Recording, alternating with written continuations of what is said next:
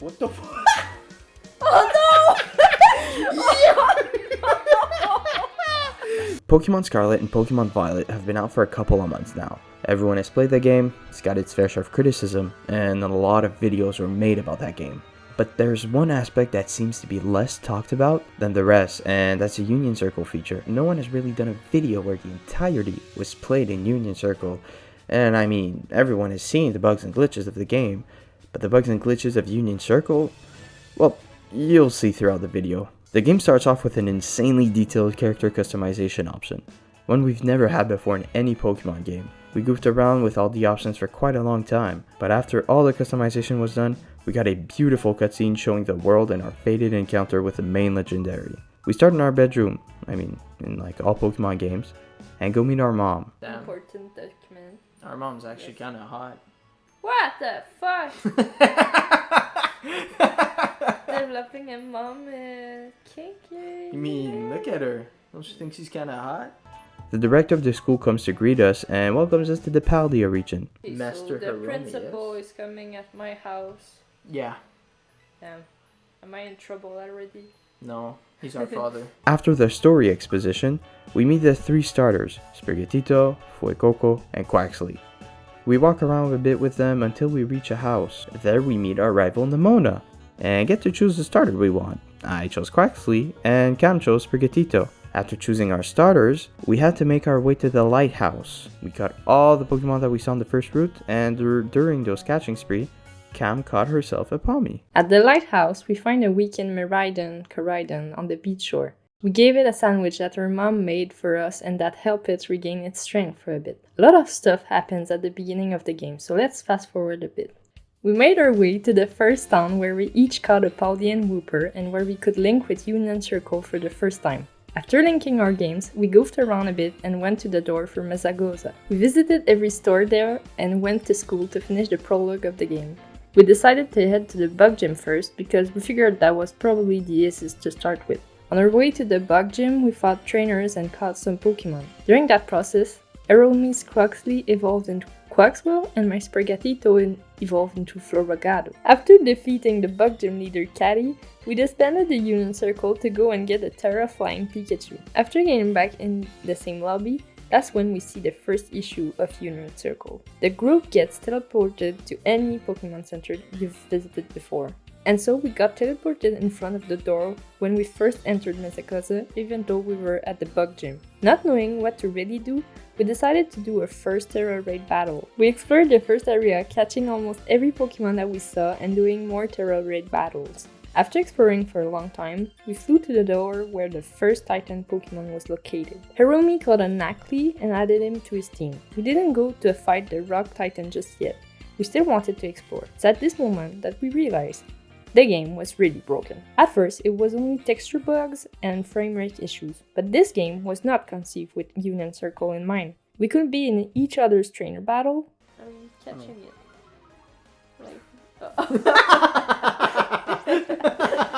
Yes! Yes!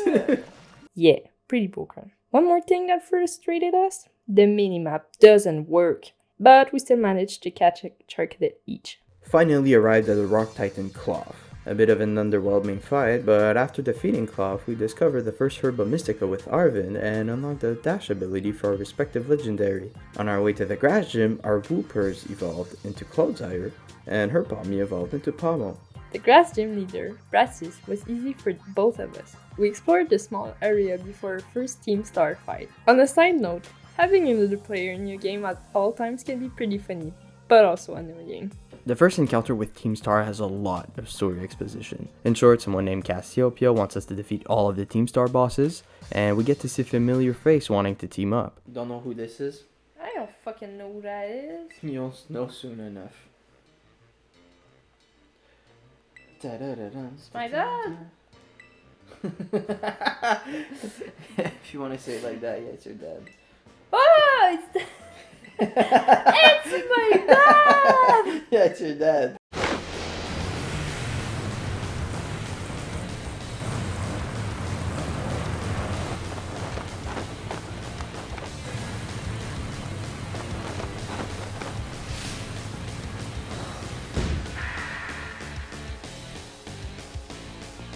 Alright, we underestimated Team Star, like, a lot. We were somewhat underleveled. So, the first thing to do once entering the base is pretty straightforward and easy. But the base after that, like, the Team Star boss, is no joke since we weren't fully prepared.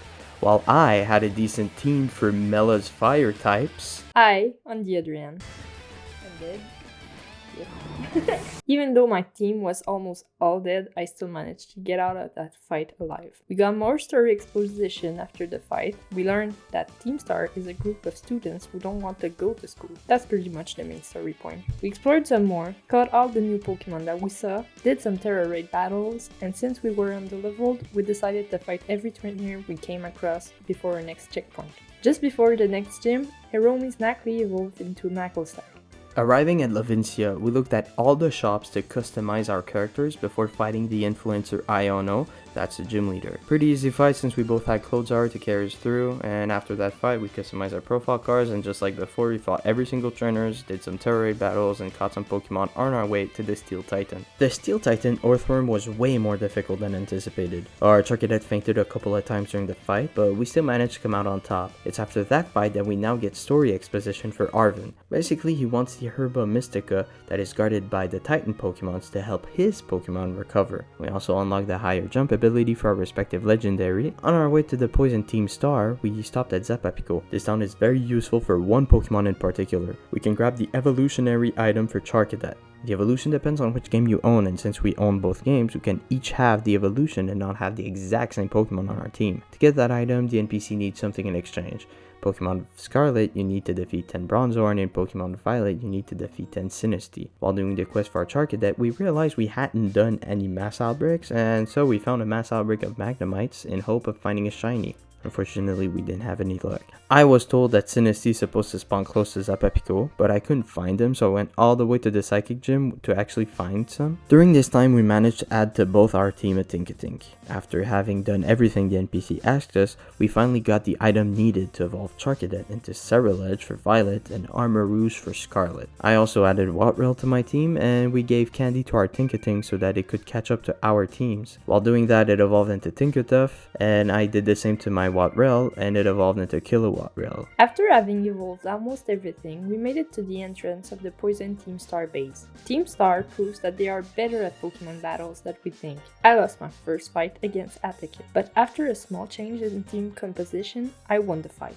We wanted to go battle the Fighting Team Star since it was the closest to our map, but we couldn't find any openings to get close. We searched every corner and the only thing we could find was this.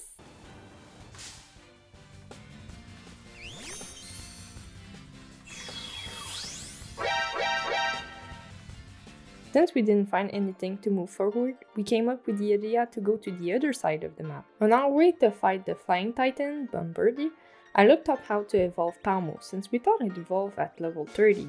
But you actually need to walk 1000 steps in the overworld with Palmo. So the walking began. Since we did most of the other side of the map, we were way too overleveled. Bombardier was way too easy, and we unlocked the swimming ability for a respective legendary. Hiromi was moving pretty quickly compared to me since I had to walk my Palmo. Not much to say about the Dark Team Star, we wiped the floor with Giacomo. Since we were way over leveled and all the places we were supposed to visit were close, we didn't explore much and arrived at Cascarafa. We wanted to fight the gym leader Kofu right away, but couldn't. Why? Because he ran all the way to Port Marinada. So on our way to Port Marinada, we had to go through a desert, and during that time, Cam's Florigato evolved into Meowscarada, and my Craxley evolved into Quaquaval. Through that same desert, there's also the Ground Titan, so we took care of it first. The Ground Titan, Iron Treads for Pokemon Violet, and Great Tusk for Pokemon Scarlet, is our first setting of the Paradox Pokemon. Paradox Pokemon are Pokemon that we're used to seeing. In this example, it's Donphan. They called it Iron Treads for Violet, because, well, we'll see more throughout the game, but this Donphan is from the future, and Great Tusk is from the past. The Titan was really strong.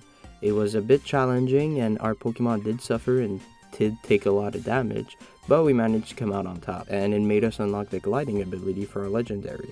After defeating the ground titan, we headed to Port Marinada to take care of the water gym. We speedrun our way through everything and defeated the water gym with ease. After that, Cam's Pommel evolved into Palmon. On our way to the normal gym, we did what we usually do. We fought some trainers, caught some Pokemon, and explored the area. While exploring, both our Tinkaton evolved into Tinkaton, and my Nagelstack evolved into Gargonicle.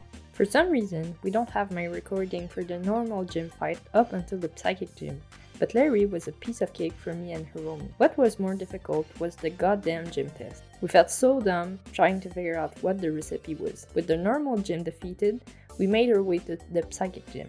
Like every other time, we explored, fought trainers, and caught Pokemon. On our way up to the cave, I caught a Glimmet and replaced Coldire with it and evolved it into a Glimmora. While I had to fight all of the trainers going up, Hiromi just flew there since he had unlocked the Pokemon Center during his Sinistea grind, but he still had to fight the trainers, so we just started from the top.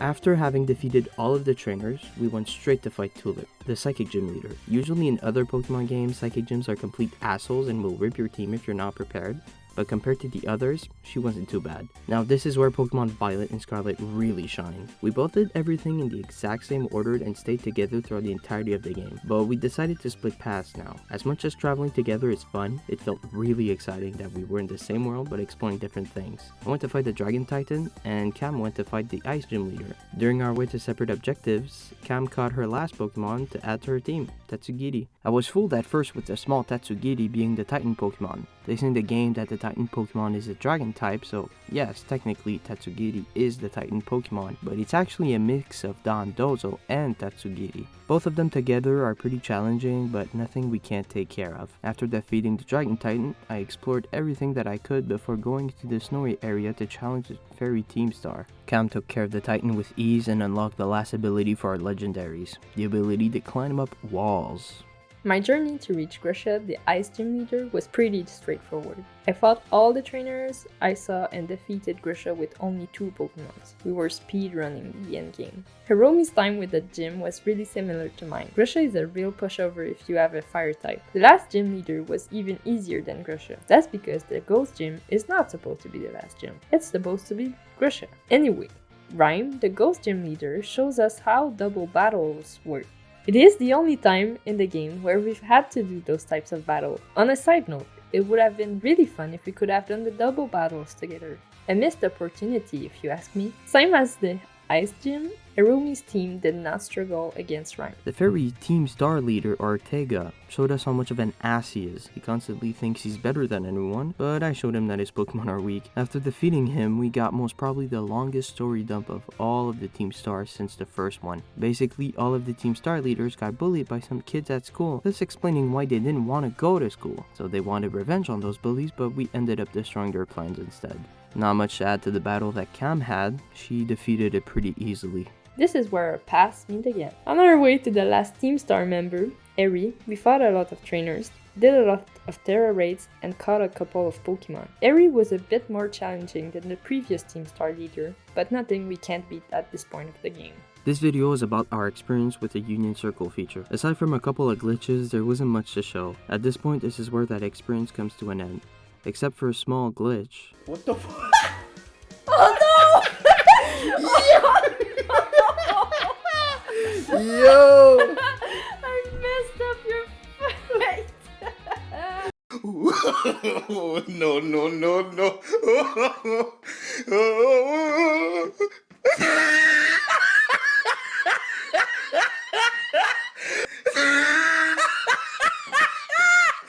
We completed every main objective of the game. We finished the Team Star storyline, became champion, and completed the Titan adventure. There was just one last thing to discover.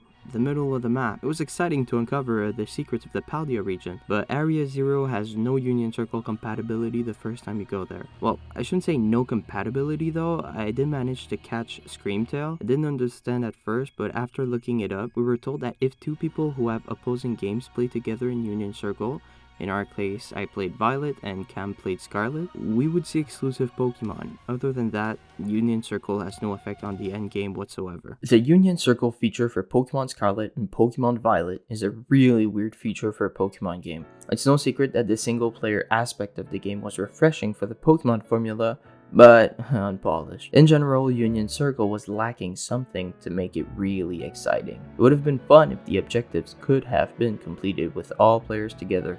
Game Freak could have made the Team Star bases, gym leaders, and Titan Pokemon be more difficult depending on the number of players challenging the same objectives. On a more positive note, it is a step in the right direction. Having played my entire journey with someone was exhilarating. Just following each other, discovering a brand new region with new characters and Pokemon has given me hope that we are closer than ever to having the dream Pokemon game we all want.